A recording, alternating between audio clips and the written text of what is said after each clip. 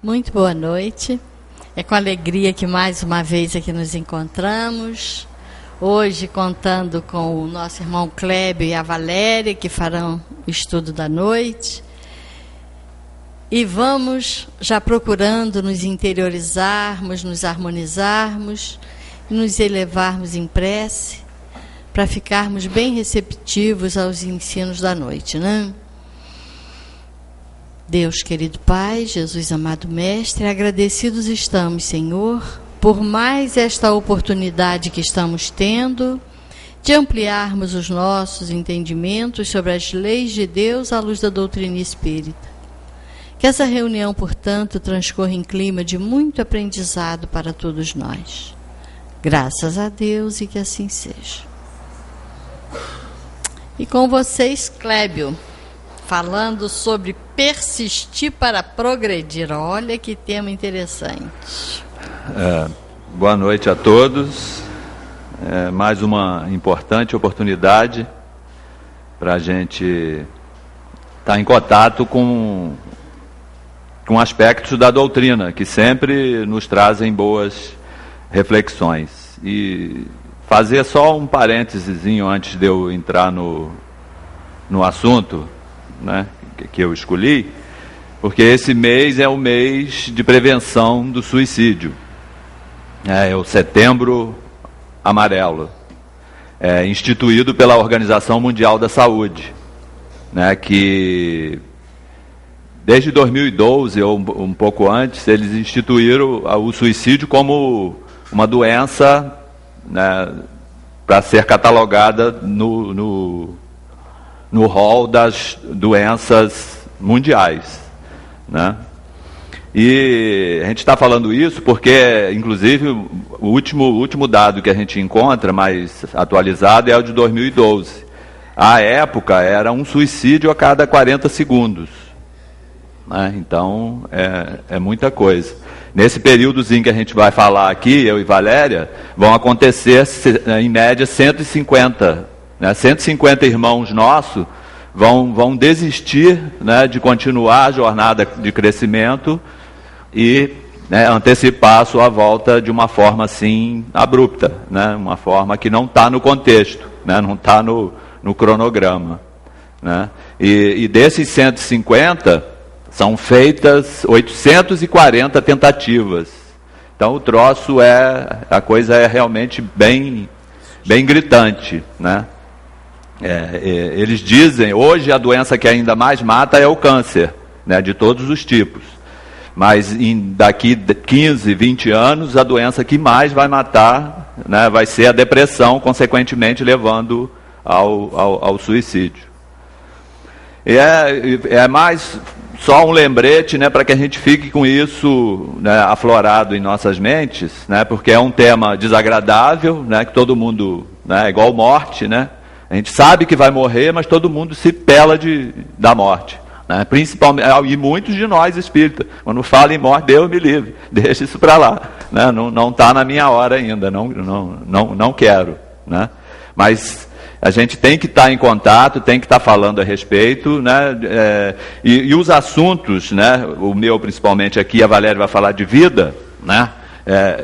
Eu vou falar de persistência, então tem a ver. Né? É uma forma da gente enfatizar que para a gente conseguir, né, trilhar esse caminho aí até o final, a gente vai ter que persistir, né, que foi o título que eu escolhi para aqui. E falando em persistência, eu escolhi um videozinho simples, de menos de 2 minutos, 1 minuto e quase 50 e poucos segundos. É relativo a uma corredora da maratona de 1984, que foi em Los Angeles, onde houve a primeira participação feminina das maratonas. Até ali só existia maratona masculina. E essa foi a primeira maratona feminina, com participação feminina. E essa senhora, né, hoje com 71 anos, ela ficou famosa. Hoje, inclusive, quando você quer saber de superação, né, de persistência, você joga esse tema no Google, aparece logo Gabriele Anderson, que é o nome dessa atleta. Então vamos assistir o vídeo, eu vou falar alguma coisinha dela, para a gente se situar no contexto aí. Essa maratona, ela saía do estádio de Los Angeles, um dos estádios lá, e os atletas saíam, faziam o percurso e voltavam, né? Uma americana, que eu tenho que ler aqui porque eu não sei, Joan Benitti, sabe que até o nome da pessoa fica difícil. Essa ganhou a medalha, ela subiu ao pódio, escutou o hino nacional, né, mas 30 dias depois ninguém sabia quem era Joan, né? Agora, Gabrielle Anderson, né, até hoje a gente sabe quem foi, né? Ela chega no estádio 20 minutos depois, ela entra no estádio 20 minutos depois que a atleta que ganhou, e ela dá uma volta no estádio, e nesses últimos 100 metros aí, ela demora, os últimos 200, ela demora 10 minutos para fazer, porque ela já está com uma forte cãibra na perna esquerda, e ela já perdeu totalmente, e os médicos que a acompanhavam, né, os juízes de prova, sabia que estão na lateral da pista, insistindo para que ela, perguntando se ela estava bem, e eles perceberam que ela ainda estava transpirando, então deixaram ela ir. Ela acha que falou, ela diz numa entrevista, eu acho que eu falei que eu queria continuar, ou pelo menos isso na minha cabeça estava firme. Ela via a linha de chegada e ela falou, não, eu quero ir, eu vou persistir porque eu tenho que concluir essa prova, eu treinei para isso, né? Então esse é o meu propósito. Aí quando ela chega no final da prova, os médicos a amparam, ela desmaia, e eles, né, vão ministrar aí os primeiros cuidados para que ela volte ao normal. E realmente depois de 1h30, 1h40, ela já estava lúcida, caminhando normalmente, claro que com as câimbras ainda, mas tudo voltou ao normal. Aí vocês, né, já devem estar se perguntando, né, o que Gabrielle Anderson tem com o espiritismo?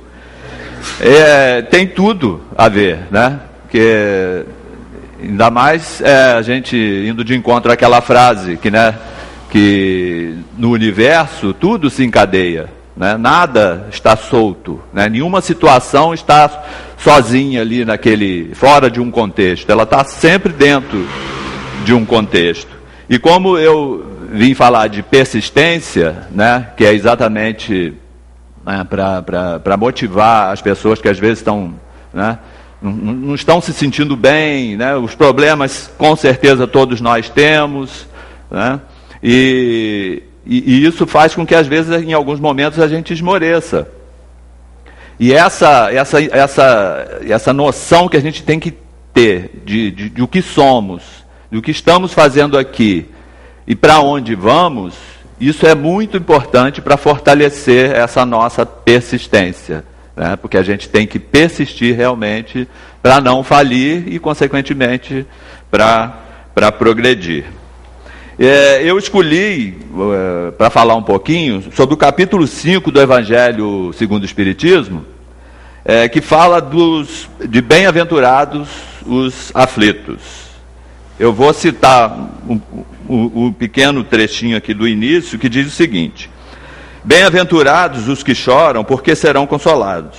Bem-aventurados os que têm sede de justiça, porque serão fartos. Bem-aventurados os que padecem perseguição por amor da justiça, porque delas é o reino de Deus. E Jesus, né, ele enfatizou bem, né, essa passagem. E agora já vem uma interpretação aqui, né, com um olhar espírita, dizendo o seguinte, que essas compensações que Jesus promete aos aflitos, ela é uma compensação de uma vida futura. Apesar de Jesus ter falado sempre usando verbos no presente, ele sempre dizia que existia um reino e que nós deveríamos nos preparar para estar nesse reino. Sem a certeza do porvir, essas máximas seriam um contrassenso. Por isso que a gente tem que ter aquela fé no futuro. Isso inclui o que eu falei no início, de saber de onde viemos, o que estamos fazendo aqui e para onde vamos, né? E como estaremos nesse futuro. E mais, dá a impressão de que isso é uma enganação, né? Que foi conversa de momento ali, mas isso é só aparência. Mesmo com essa certeza, compreende-se dificilmente a utilidade de sofrer para ser feliz. Realmente isso é um pouco difícil de entender. Diz-se que é para haver mais mérito, sofre-se para poder ser mais gloriosa a nossa estada na vida futura. Mas então, se pergunta, por que uns sofrem mais do que os outros? Por que uns nascem na miséria e outros na opulência, sem nada terem feito para justificar essa posição? Por que para uns nada dá certo, enquanto para outros tudo parece fluir, que é uma maravilha? Mas o que ainda menos se compreende é ver os bens e os males desigualmente distribuídos entre o vício e a virtude. Ver homens virtuosos sofrer ao lado de malvados que prosperam. Isso é o retrato nosso da política aí. A gente vê aí pessoas que se dizem super sérias, moral elevada, são religiosos e são os maiores picaretas que a gente tem, infelizmente, aí no poder. A fé no futuro pode consolar e proporcionar paciência, mas não explica essas anomalias que parecem desmentir a justiça de Deus. Isso aqui não sou eu que estou dizendo e nem fui eu que escrevi. Isso aqui está escrito no nosso Evangelho, mas não se preocupe que a gente vai revirar isso aqui, vai dar uma outra aparência para isso aqui. Entretanto, desde que se admite a existência de Deus, não é possível concebê-lo sem suas perfeições infinitas. Ele deve ser todo-poderoso, todo justiça, todo bondade, pois sem isso não seria Deus. E se Deus é soberanamente justo e bom, não pode agir por capricho, né, jogar dadinhos, vamos ver hoje o que vai ser, né? Ou agir com parcialidade. Esses aqui são meus preferidinhos, então para esse aqui eu vou dar tudo, e para aqueles ali o que sobrar, se sobrar eu dou alguma coisa. As vicissitudes da vida têm, pois, uma causa, e como Deus é justo, essa causa deve ser justa. Eis do que todos devem compenetrar-se. É agora que a gente começa a refletir. Deus encaminhou os homens na compreensão dessa causa pelos ensinos de Jesus. E hoje, considerando-se suficientemente maduros, olha o que os Espíritos falam da gente. A gente já ralou muito, a gente está aqui, é porque a gente já mereceu. Então a gente já está com uma certa capacidade de entender, absorver o que está sendo ensinado. É só imprimir agora uma energia para que vá botar isso em prática. Aí é que o bicho pega, como dizem por aí. Revela por completo através do Espiritismo, ou seja, pela voz dos Espíritos. A gente vai falar um pouquinho das causas atuais das aflições. Por que a gente tem tanto problema e uns mais e outros menos? As vicissitudes dos acontecimentos da vida são de duas espécies, ou, se quisermos, têm duas origens bem diversas, que importa distinguir. Umas têm uma causa na vida presente, atual, são consequentes das nossas escolhas, más escolhas, e outras fora desta vida. Eles nem falam que foi de uma vida passada ainda, fora desta vida. É muito interessante a gente observar essas colocações que os Espíritos fazem. Remontando à fonte dos males terrenos, reconhece-se que muitos são a consequência natural do caráter e da conduta daqueles que os sofrem, ou seja, devido às nossas escolhas. Escolhemos bem, teremos facilidades. Escolhemos mal, teremos contratempos. Quantos homens caem por sua própria culpa? Quantos são vítimas de sua imprevidência, de seu orgulho e de sua ambição? Quantas pessoas arruinadas por falta de ordem, de perseverança, de persistência? Quantas por mau comportamento ou por não terem limitado os seus desejos? Então, está tudo nas nossas mãos. Se a gente tem maus momentos, sofremos algumas pressões, é exatamente por nossas escolhas, e não por castigo divino, ou seja lá o que se pense. Quantas uniões infelizes porque resultaram dos cálculos do interesse e da vaidade, nada tendo com isso o coração. Que dissensões de disputas funestas poderiam ser evitadas com mais moderação e menos suscetibilidade, né? Com um pouco mais de bom senso e menos orgulho ferido, né? Porque a gente se fere muito, a gente fica feridinho por qualquer coisa que digam meio atravessado. Eu já passei muito por isso e ainda passo, tento me controlar, mas realmente difícil. Quantas doenças e aleijões, ele usou uma palavra forte aqui, né? Isso foi dito em 1850, né? Hoje em dia o pessoal usa deficiência, né? Que é uma palavra mais suave. São o efeito da intemperança e dos excessos de toda a ordem.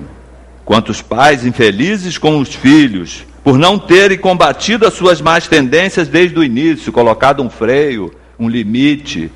Muitos pais, eu fui reprimido, meu pai foi repressor, me batia, agora eu vou deixar meu filho fazer o que quer. Aí quando chega na adolescência, começa a botar fogo em mendigo, fazer pequenos furtos trafica e vai por aí afora, né?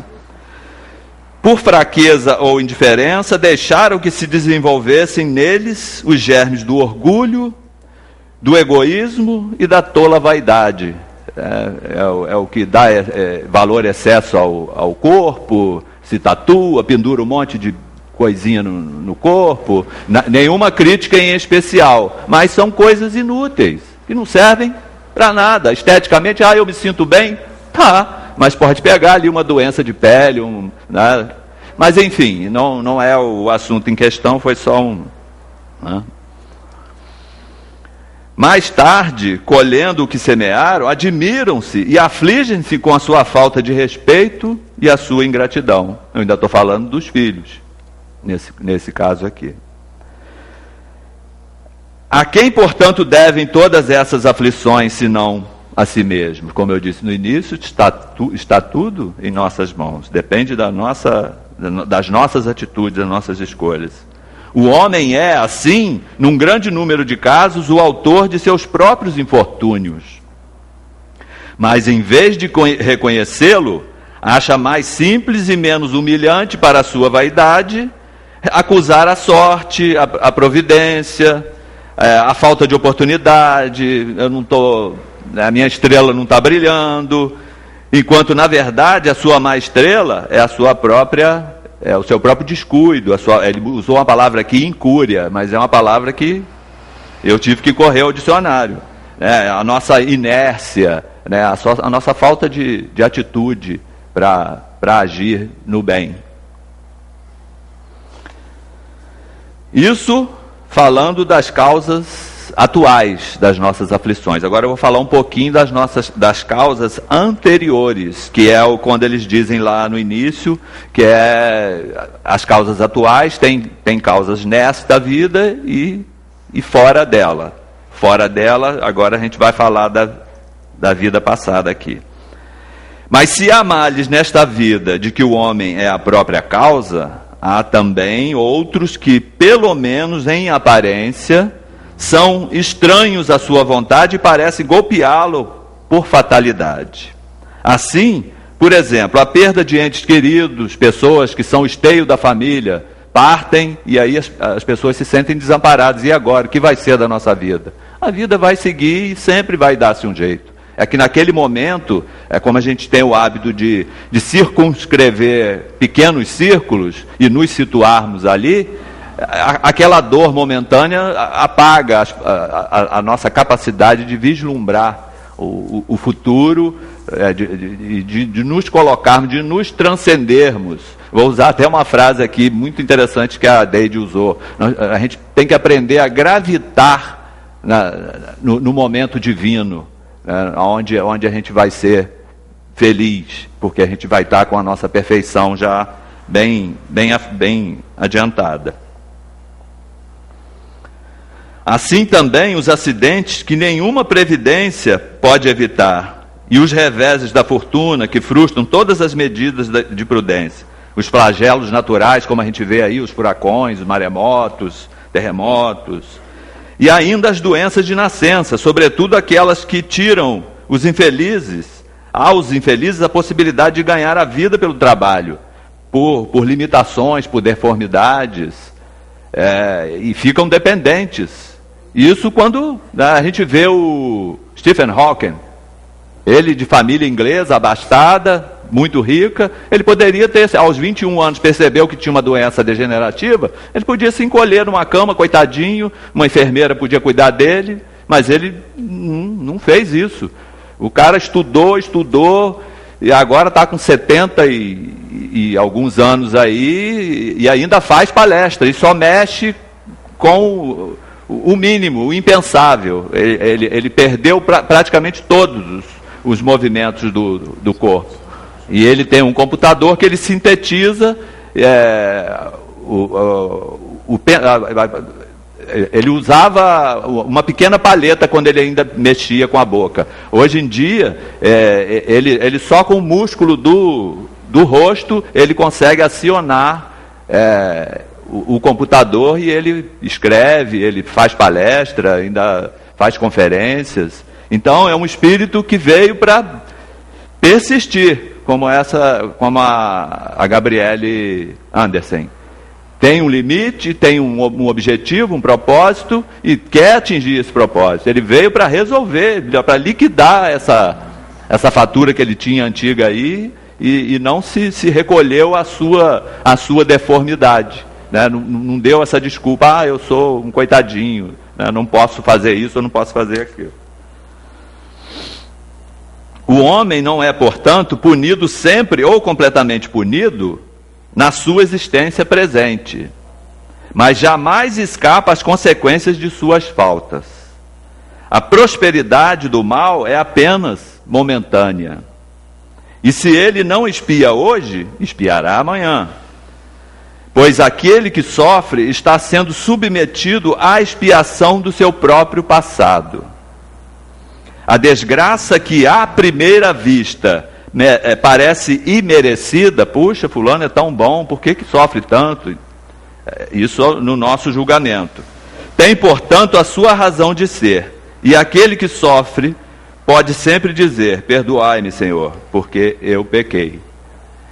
Então, são colocações que, em um primeiro momento, eles forçam, eles dão aquela espetada para a gente ficar alerta, e depois começam a suavizar e vão dando as explicações para que a gente possa ter argumentos e elementos para a gente, como eu sempre digo aqui, entrarmos nas nossas reflexões e, com isso, vislumbrarmos o nosso futuro, gravitarmos, de novo usando a frase da Deide, gravitarmos na espiritualidade. O nosso tempo lá já está indo, eu vou aqui iniciar um arremate. Vou falar aqui, então essas coisas que eu falei aqui foram um pouquinho das causas das aflições anteriores, causa das aflições nas nossas vidas passadas. Isso aqui são colocações que não é exatamente, falei, é isso aí, são suposições. Tanto é que a gente está num mundo, que a gente não... a única coisa que a gente tem certeza é que a gente está aqui para resolver os nossos problemas e, se sobrar energia, a gente ajudar aquele irmão que ainda está caminhando com a gente, para a gente finalizar essa jornada, não como adversários, um tem que chegar primeiro do que o outro, para todos nós chegarmos nesse objetivo que é o nosso crescimento. pelas palavras bem-aventurados os aflitos, que foi o capítulo escolhido aqui, o capítulo número 5, porque eles serão consolados, Jesus indica ao mesmo tempo a compensação que espera os que sofrem e a resignação que nos faz bendizer o sofrimento, como o prelúdio da cura. Esse prelúdio aí como início de cura. Eu não gosto muito dessas palavras difíceis não, que a gente... mas enfim. Essas palavras podem também ser traduzidas assim: deveis considerar-vos felizes por sofrer, porque as vossas dores neste mundo são as dívidas de vossas faltas passadas. E essas dores, suportadas pacientemente e tenazmente, insistentemente, isso aqui é por minha conta, vos poupam séculos de sofrimento na vida futura. Deveis, portanto, estar felizes por Deus ter reduzido vossas dívidas, permitindo-vos quitá-las no presente, o que vos assegura a tranquilidade para o futuro. Eu podia ter dito isso aqui logo de início, agradecer a atenção de vocês e ficado, que é um trechinho que dá para a gente refletir bastante. Mas como eu quis fazer todas as colocações, isso aqui venho agora para abrandar, né, a suavizar um pouco daquilo que foi dito no início. E já quase arrematando, aqui tem mais um pedacinho que diz o seguinte: o homem pode abrandar ou aumentar o amargor das suas provas pela maneira de encarar a vida terrena. Maior é o seu sofrimento quando o considera mais longo. Ora, aquele que se coloca no ponto de vista da vida espiritual abrange na sua visão a vida corpórea como um ponto do infinito, compreendendo a sua brevidade, sabendo que esse momento penoso passa bem depressa. A certeza de um futuro próximo e mais feliz o sustenta e encoraja. Em vez de lamentar-se, ele agradece ao céu as dores que o fazem avançar. É um capítulo muito interessante. Convido-os a ir ao nosso Evangelho segundo o Espiritismo e ler o capítulo 5. E eu vou definitivamente arrematar agora com as palavras de São Vicente de Paulo.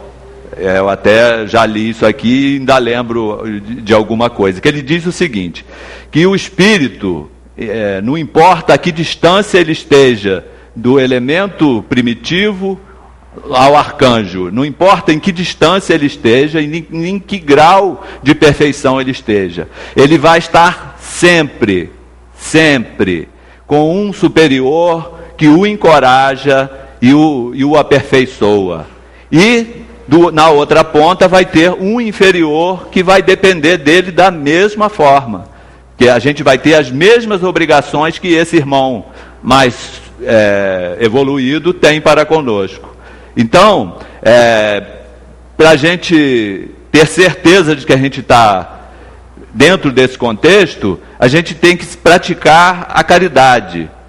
Mas não aquela caridade que a gente enfia a mão no bolso, tira qualquer quantia e atira para o primeiro pedinte que nos passa.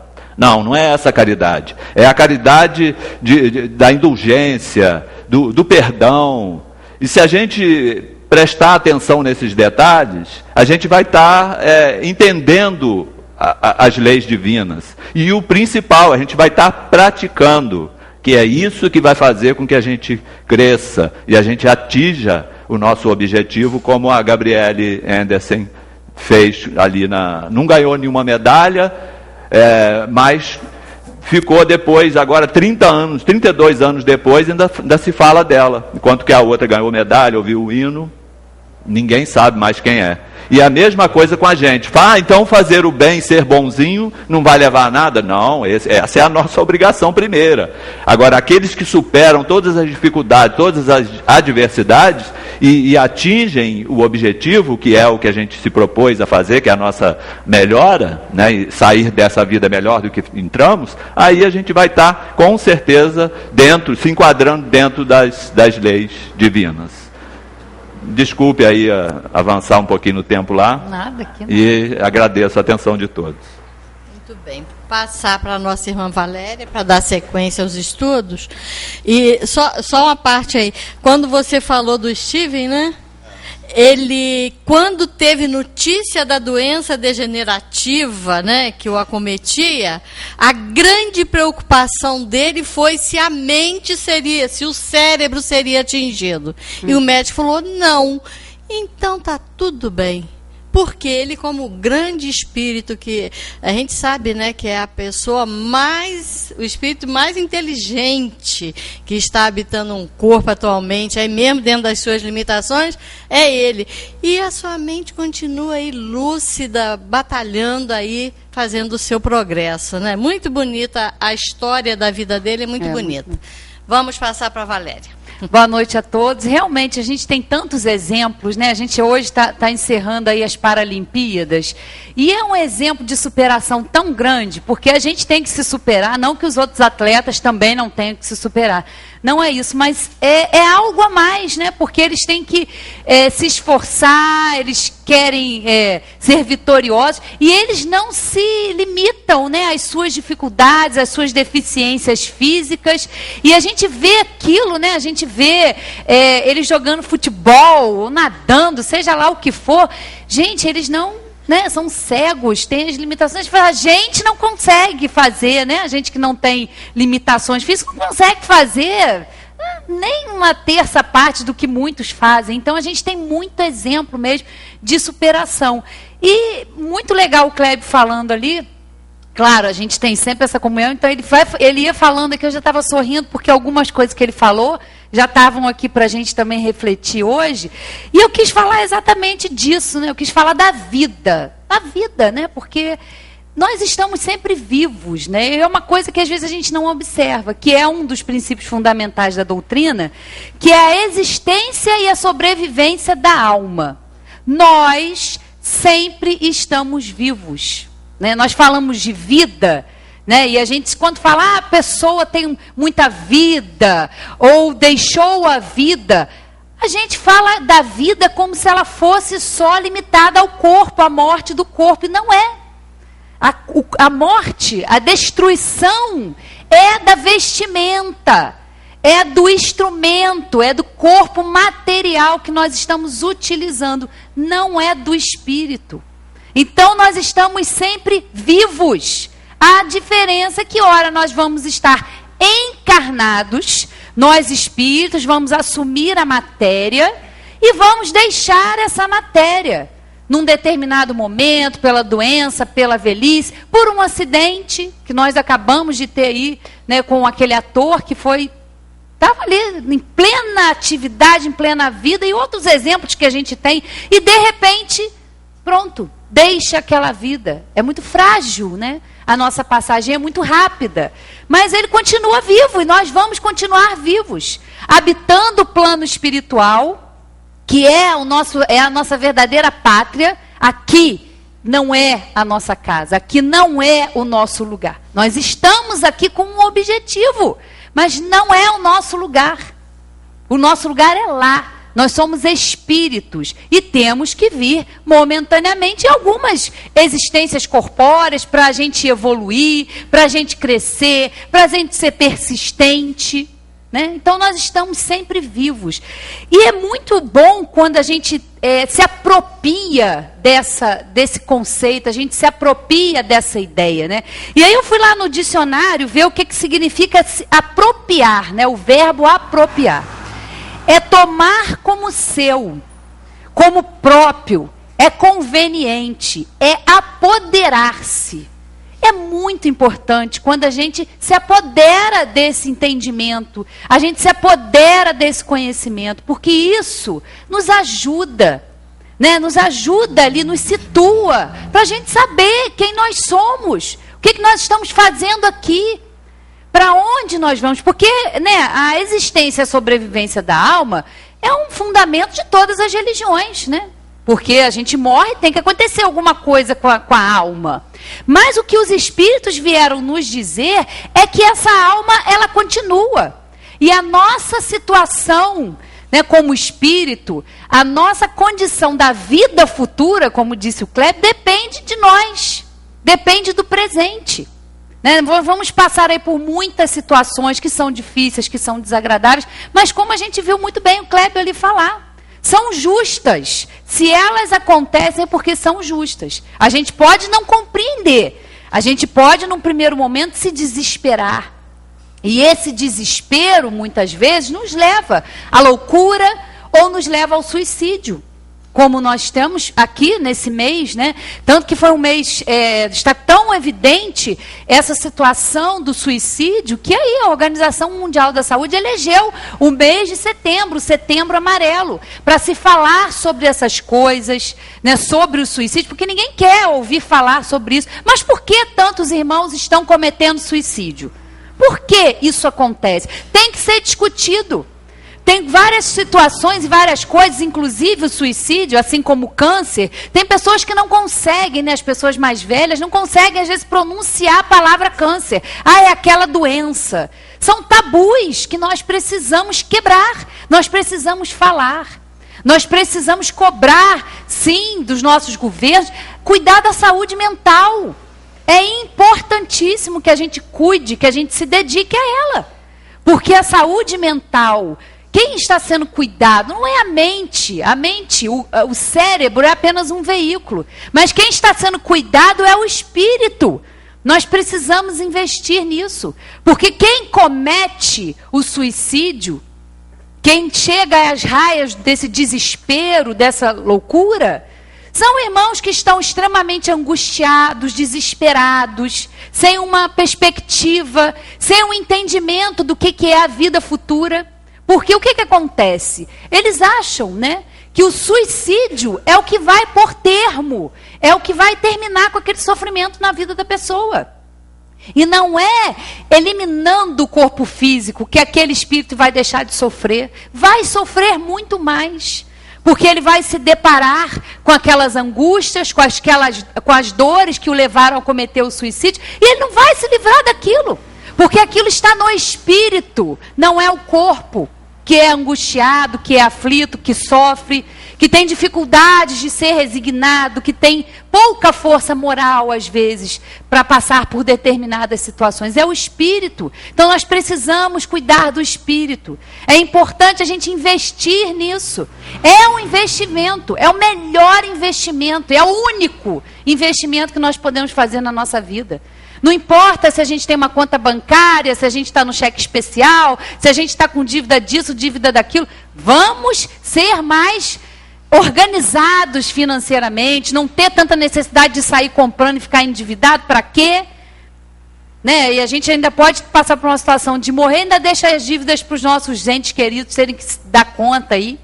Então, vamos aprender a ser equilibrados, a ser organizados, porque isso aí leva, né, a todos esses excessos. Nós sabemos, né, o quanto a matéria, o quanto o mundo nos entretém, enquanto a matéria influencia o espírito. Mas esse investimento que a gente procura fazer é importante, né? Hoje, cada um de nós escolheu esse investimento, escolheu estar aqui, escolheu vir ouvir, né, sobre o que tem a dizer os espíritos. Isso é um investimento que a gente tem que fazer. Para se perguntar, para quando a morte, se acontecer, e pode acontecer, de repente a gente não estar mais aqui, a gente pode ser chamado a retornar ao plano espiritual, para a gente pelo menos estar um pouco melhor do que a gente veio. Então, prestar atenção nisso, apropriar-se disso é muito importante, né? Agregar esse conhecimento na nossa vida, para fazer a diferença na nossa vida. Isso que é importante. E, como disse o Clébio, a gente ainda podendo ajudar a vida do outro, dar uma contribuição para melhorar a vida do nosso próprio, nosso próximo, na nossa casa, no nosso ambiente de trabalho. Nós estamos aqui, nós não somos daqui. Não estamos aqui para ficar acumulando riquezas que vão ficar. Né? O maior tesouro é o nosso espírito, porque ele é eterno. Ele vai estar sempre, nós vamos sempre estar, né, com a gente mesmo. Né? A gente dorme e acorda com a gente, então a gente tem que investir nisso. É importante cuidar, né, da saúde como um todo e da saúde mental. É importantíssimo, porque é cuidar, né, do espírito, da harmonia, de tudo o que a gente precisa. Né? E aí, quando a gente vai tomando consciência, né, disso tudo, do nosso lugar, o que nós estamos fazendo aqui, a gente compreende, né, como disse o Cléber, todo o ensinamento de Jesus, toda a moral do ensino dele foi voltada para a vida futura. Que vida futura é essa? É a vida espiritual. Né? Todas as bem-aventuranças, bem-aventurados os aflitos, os misericordiosos, os que têm sede de justiça, né? E é uma compreensão que a gente tem que ter do sofrimento, da grande oportunidade que a gente tem de crescer quando a gente sofre. É importante, porque isso aqui nos ajuda, né? E entender isso nos ajuda a desenvolver, né, duas coisas, a obediência e a resignação. Ser obediente, ter obediência a quê? Às leis de Deus, aos ensinamentos, às suas leis, de fazer ao outro o que gostaria que fizesse a você. Né? A obediência é o consentimento da razão, saber por que nós estamos fazendo aquilo. E a resignação, ela é o consentimento do coração.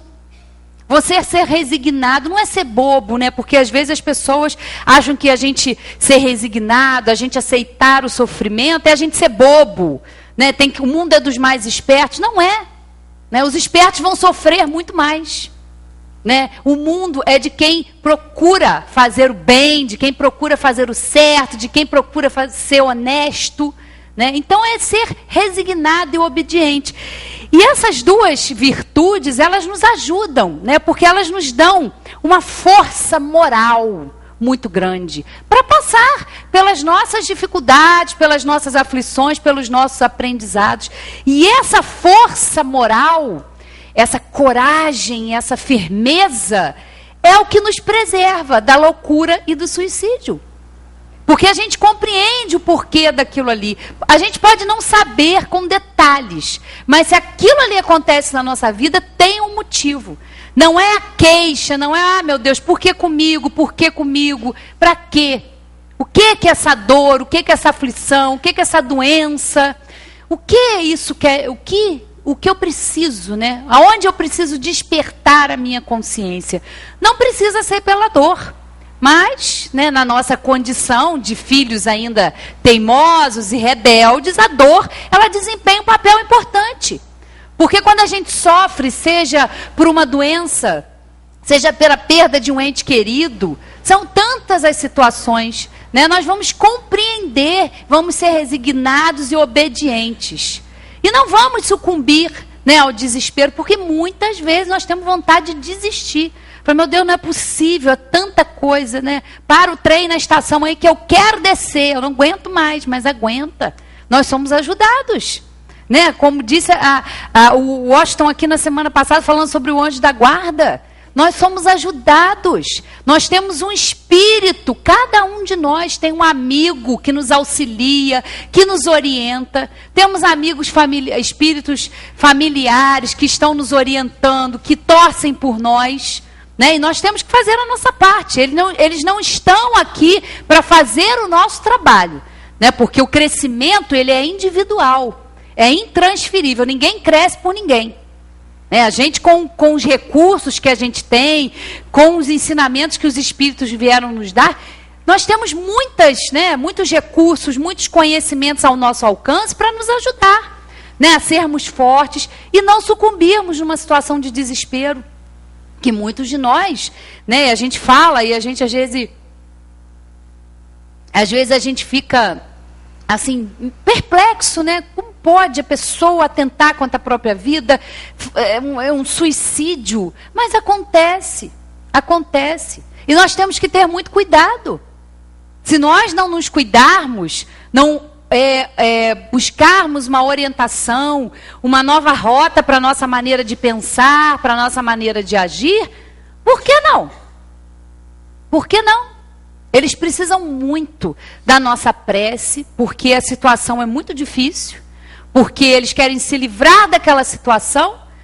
Quando despertam no plano espiritual, vão ver que não se livraram daquelas dores, não se livraram daquelas aflições e ainda não conseguiram resistir, né, às dificuldades e atentaram contra a própria existência. Então é uma situação muito penosa. E que nós temos que estar atentos aos nossos pensamentos, porque muitas vezes, né, nós ficamos desequilibrados, nós somos ainda, né, o nosso estágio evolutivo ainda é inferior.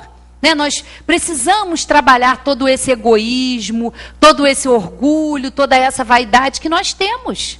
E nós temos isso. Precisamos admitir e fazer o que for necessário para mudar, buscar uma ajuda médica, psicólogo, não importa. Né, nós temos que fazer um investimento, o maior investimento da nossa vida é em nós mesmos. Então, buscar tudo que está ao nosso alcance para nos auxiliar nessa caminhada, né, entender, estudar a doutrina, porque nos ajuda, né, nos situa aí nesse contexto que às vezes é bem complicado, né? E aí nós vamos ler aqui algumas questõezinhas aqui da introdução do livro dos Espíritos, que é aqui onde fala no item 6º, o resumo da doutrina dos Espíritos. Aí eu vou ler alguns itenzinhos aqui, para a gente poder clarear um pouco, né, o nosso entendimento de quem nós somos, do que, né, de espíritos, o que é espírito, o que acontece. E aí, aqui nesse resumo, né, nessa introdução, a gente vai ver alguns itens que vão nos ajudar. Os seres materiais constituem um mundo visível ou corporal. E os seres imateriais, o mundo invisível ou espírita, ou seja, dos espíritos. O mundo espírita é o mundo normal, primitivo, eterno, pré-existente e sobrevivente a tudo. O mundo corporal é secundário, pode deixar de existir ou nunca ter existido sem alterar a essência do mundo espírita. Né? E tem uma pergunta lá no Livro dos Espíritos que Kardec pergunta, um planeta, né, a Terra, por exemplo, pode deixar de existir? Pode alguém apertar um botãozinho ali, pá, e a gente sumir da face da Terra, a Terra sumir e a gente junto? Pode, claro que pode. Nós não vamos deixar de existir, nós não vamos estar mais em um planeta, um planetinha, né, pequeno, um grãozinho de areia, nessa imensidão desse universo, ele não vai existir mais, e nós que estamos aqui habitando, também não vamos estar. Está tudo perdido? Não. Nós simplesmente vamos habitar, vamos pousar em outras moradas da casa do Pai, em outros planetas semelhantes à Terra, em outros planetas de prova e expiação. Né? O mundo espírita, o mundo espiritual é o verdadeiro, né? Como a gente viu aqui, ele preexiste e sobrevive a tudo. Olha que coisa interessante, né? Os espíritos revestem temporariamente o invólucro material perecível e sua destruição pela morte os devolve à liberdade. Entre as diferentes espécies de seres corporais, Deus escolheu a espécie humana para a encarnação dos espíritos que chegaram a um certo grau de desenvolvimento, o que lhes dá superioridade moral e intelectual perante as demais. A alma é um espírito encarnado e o corpo é apenas o seu invólucro. Há no homem 3 coisas. Primeiro, o corpo ou ser material, semelhante ao dos animais e animado pelo mesmo princípio vital. Segundo, a alma ou ser imaterial, espírito encarnado no corpo.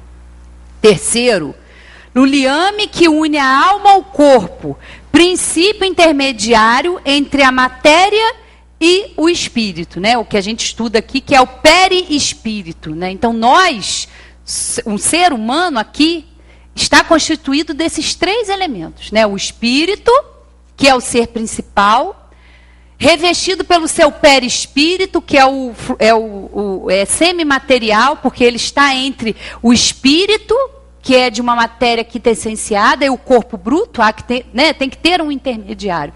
E é interessante, porque os espíritos nos dão um exemplo para que a gente entenda, e um dia desse eu estava mexendo com uma uva, né? E aí cortei a uva e fiquei observando que coisa interessante. Aí pensei, eu fiz uma analogia com a gente, né? Porque a gente tem a semente, né, que está ali no meio, que é protegida, né, que está ali, somos nós, o espírito. E aí a gente tem a polpa, né, da uva ou do abacate, qualquer fruta, a gente vai visualizando. A gente tem aquela camada ali, que é o perispírito, e tem a casca, né, tem a que protege, que é o corpo, que é a matéria. Então a gente pensa, né, a semente, todas as sementes elas estão protegidas, né, a semente da uva, a semente do abacate. Por quê? Porque o núcleo que está ali é o mais importante, é o essencial, é da onde nasce aquela fruta. E nós também, o essencial é o espírito, que está com esse envoltório semimaterial, que é o perispírito, e que possui o corpo, que é o que nós estamos. E a morte, isso que se teme, que pessoas não gostam de falar, é simplesmente a destruição desse envoltório mais grosseiro, né? Essa casca. A gente deixa realmente esse corpo, pelos motivos mais variados possíveis. Mas é assim, né? E a gente vai fazendo essas analogias e eu tenho certeza que alguém for mexer com uma fruta agora vai lembrar disso, porque a gente vê ali, né? E eu quando pensei, estudei sobre isso, ouvi alguém falar sobre isso também, dar esse exemplo, e a gente sempre guarda essa analogia para a gente entender, né, um pouquinho como funciona, quem nós somos, né? Porque nós somos composto, nós somos um conjunto, né, dessas três partes aqui, que nos possibilita estar aqui agora encarnados, né? O homem tem, assim, duas naturezas. Pelo corpo, participa da natureza dos animais, das quais possui os instintos.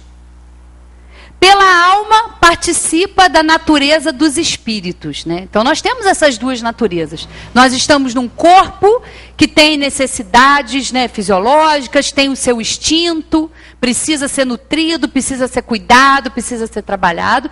E vamos ter também essa natureza espiritual, porque nós somos um espírito habitando um corpo. Então, nós temos essas duas naturezas. Temos que cuidar das duas, né, como a gente já falou aqui. O liame, ou perispírito, que une corpo e espírito, é uma espécie de invólucro semimaterial. A morte é a destruição do invólucro mais grosseiro. O espírito conserva o segundo, que constitui para ele um corpo etéreo, invisível para nós no seu estado normal, mas que ele pode tornar acidentalmente visível e mesmo tangível, como se verifica nos fenômenos de aparição. O espírito não é, portanto, um ser abstrato, indefinido, que só o pensamento pode conceber. É um ser real, definido, que em certos casos pode ser apreciado pelos nossos sentidos da vista, da audição e do tato. Né? É a mediunidade. Muitos de nós temos a mediunidade, que é uma característica, é um atributo orgânico, mas que permite a certas pessoas, num grau mais ostensivo, ver espíritos, ouvir os espíritos. Podemos nos comunicar com os espíritos através da mediunidade, através daquele irmão que é o instrumento, que é o médium. Então, olha como é importante a gente compreender isso, porque isso nos ajuda muito. Não, realmente eu sei que eu não sou daqui, eu estou aqui e tem um objetivo para a gente estar aqui. A gente tem sempre que pensar sobre isso, pensar nessa vida futura, porque tudo que a gente passa é para estar numa situação melhor na vida espiritual, para retornar ao plano espiritual melhores do que quando aqui nós chegamos. E aí tem uma questão que eu, folheando aqui, achei, que diz o seguinte, ó, é a questão 982 do Livro dos Espíritos. É necessário fazer profissão de fé no espiritismo e crer nas manifestações para assegurar nossa sorte na vida futura? Tem só os espíritas, né? Vão estar melhores lá na vida espiritual? E olha a resposta dos espíritos e depois um complemento de Kardec. Se assim fosse, todos os que não creem ou não puderam esclarecer-se seriam deserdados, o que é absurdo. É o bem que assegura a sorte no futuro. Ora, o bem é sempre o bem, qualquer que seja a via pela qual se conduz. E aí vem o complemento de Kardec. A crença no espiritismo ajuda o homem a se melhorar ao lhe fixar as ideias sobre determinados pontos do futuro. E ela apressa o adiantamento dos indivíduos e das massas, porque permite considerarmos o que seremos um dia. É, pois, um ponto de apoio, uma luz que nos guia. O Espiritismo ensina a suportar as provas com paciência e resignação. Desvia o homem da prática dos atos que podem retardar-lhe a felicidade futura. E é assim que contribui para a sua felicidade. Mas nunca se disse que sem ele não se possa atingi-la. Então, a função, né, o grande objetivo dos espíritos, quando vieram trazer a codificação, é nos ajudar, né, é nos fortalecer na nossa caminhada. E nós estamos caminhando para onde? Para a vida futura. E de caminhada em caminhada, de existência em existência, nós vamos estar crescendo espiritualmente. Vamos um dia estar na posição do nosso anjo da guarda. Vamos ter a capacidade, vamos ter a moral para auxiliar os nossos irmãos que estão ainda em dificuldade. É um encadeamento, né, dos mais adiantados com os menos adiantados, né, numa grande harmonia. Tudo no universo, tudo o que existe foi criado por Deus. Deus em nenhum momento estava intencionado com nada na sua obra. Nada, nada. Muito menos com a gente. Na nossa hora ia dar uma falhadinha, ia dar um problema lá no download. Não, isso não existe. É tudo certo. Tudo dentro de um contexto. E um contexto que aos nossos olhos pode parecer que não é favorável. Mas é favorável. É favorável, é o que a gente precisa. Nós temos a nossa volta, nós estamos com as pessoas certas, nos lugares certos. É ali, né? Onde a gente foi plantado é que a gente tem que florescer. É que a gente tem que buscar crescer, se auxiliando e auxiliando quem está à nossa volta. Então, tudo isso nos incentiva, né? Nos faz ser persistentes na nossa caminhada. E mesmo diante das dificuldades, mesmo diante das quedas, a gente ter força para levantar, para seguir em frente e para confiar em Deus, que ama todos nós de forma igual. Nos dá as mesmas oportunidades. Basta que a gente faça o nosso trabalho, que a gente levante, arregace as mangas e trabalhe. Trabalhe para a gente um dia estar um pouco melhor do que a gente está hoje, né? Boa noite a todos e até a próxima oportunidade.